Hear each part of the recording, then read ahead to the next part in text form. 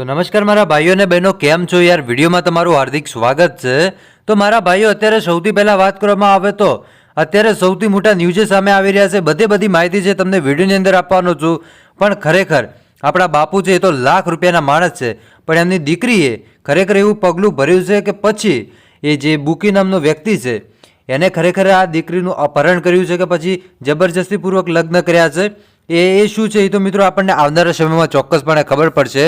પણ અત્યારે સાહેબ બાપુની હાલત કહેવાય ને તો એકદમ ભાઈ ગંભીર થઈ ગઈ છે, કેમ કે એમની દીકરીએ જો કદાચ આવું કર્યું હોય ને તો ખરેખર લોકો આ દુનિયા ઉપરથી વિશ્વાસ ઉઠી જતો હોય છે। પણ હવે બાપુને એટલું બધું દુઃખ થયું છે કેમ કે એમની સગી દીકરીએ ભાઈ આવું કામ કર્યું, એટલે બાપુ તો ખૂબ જ નારાજ છે દીકરીથી।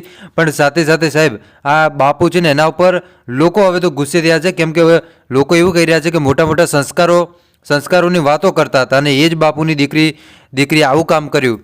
હવે કેમનું એ મોટું બતાવશે તો મારા ભાઈ બિલકુલ છે નહીં, આ તમને ચોખ્ખું કહી દઉં છું। બાપુ છે લાખ રૂપિયાના માણસ છે અને હંમેશા માટે આપણે સુખ અને દુઃખમાં કામ આવ્યા છે ભાઈ। એક રૂપિયો સાહેબ લેતા નથી આ બાપુને, સામેથી પૈસા દે છે સાહેબ। તમે જોતા હશો કે બાપુને લાખો રૂપિયા લોકો આપતા હોય છે, છતાંય બાપુ લેતા નથી અને કેટલા એવી માનતા હોય છે મોગલધામમાં કે અમને દીકરો આવે તો અમે આટલા પૈસા આપું નહીં, દીકરો આવે તો એ બાપુ જોડે લઈને જાય છે, પૈસા લઈને જાય છે। ત્યારે બાપુ છે એ પૈસા પહેલાં હાથમાં લઈને પછી કહે કે લો આ જે પૈસા છે તમારી દીકરી પાછળ વાપરજો। તો ખરેખર સાહેબ આવા અત્યારે જે બાપુ છે ને ભાઈ, આ બાપુને ખોટી રીતે અત્યારે હેરાન કરવા માટે એક આ ષડયંત્ર રચ્યું છે ભાઈ।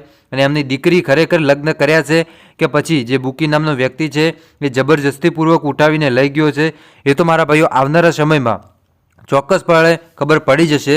પણ અત્યાર સુધી તો મારા ભાઈઓ અત્યારે આ જ વાતો થાય છે કે બુકી નામનો વ્યક્તિ છે એ દીકરીને લઈને ફરાર થઈ ગયો છે ને ત્યારબાદ એમને નવસારીમાંથી પકડી લીધા છે। અત્યારે તેમને કચ્છ લઈ જવામાં આવે છે અને વધારે પૂછપરછ થશે ત્યારે શું થશે સંપૂર્ણ વિગતવાર માહિતી છે એવું તમને નવા વિડીયોમાં આપતો રહીશ, એટલે એના માટે ખાસ કરીને ચેનલને સબસ્ક્રાઈબ કરી નાખજો। બાકી મારા ભાઈઓ તમે શું કહેશો આપણા બાપુ વિશે અને એમની દીકરી વિશે મને કોમેન્ટ કરીને જરૂર બતાવજો। બસ આજ માટે આટલું રાખીએ છીએ, મળીએ છીએ નવા વિડીયોમાં, ત્યાં સુધી બધાને જય માતાજી, જય દ્વારકાધીશ।